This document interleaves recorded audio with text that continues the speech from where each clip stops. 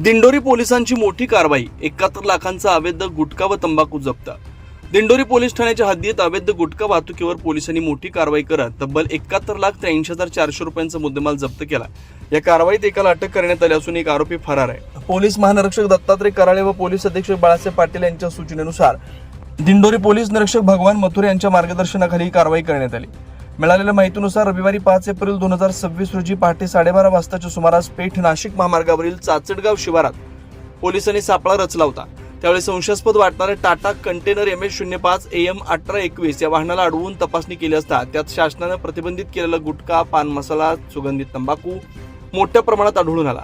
या कारवाईत 51,78,400 रुपयांचा गुटखा व तंबाखू साठा तसेच अंदाजे 20 लाख रुपये किमतीचा कंटेनर असा एकूण 71,83,400 रुपयांचा मुद्देमाल जप्त करण्यात आला।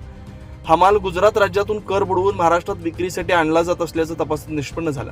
या प्रकरणी मारुती रबाजी वाळुंज वय 53 राहणार पिंपळवंडी तालुका जुन्नर जिल्हा पुणे चालक याला अटक करण्यात आली असून गणेश सुमंत वाघोळे राहणार जुन्नर जिल्हा पुणे वाहन मालक फरार आहे। सदर प्रकरणी भारतीय न्याय संहिता 2023 अंतर्गत कलम 123, 274, 275, 223, 35 अन्वये गुन्हा दाखल करण्यात आला। ही कारवाई वरिष्ठ पोलीस निरीक्षक भगवान मथुरे यांच्या मार्गदर्शनाखाली उपनिरीक्षक अरुण भिसे, विक्रांत मांगडे, प्रमोद मंडलिक, मिलिंद पाटील, हरिश्चंद्र पालवी, बजरंग कहाटे, बाळासाहेब पानसरे, मोठाभाऊ बच्चाव, चव्हाण, गवारे, गांगुडे आदींच्या पथकाने यशस्वीपणे पार पडले। पुढील तपास सुरू आहे।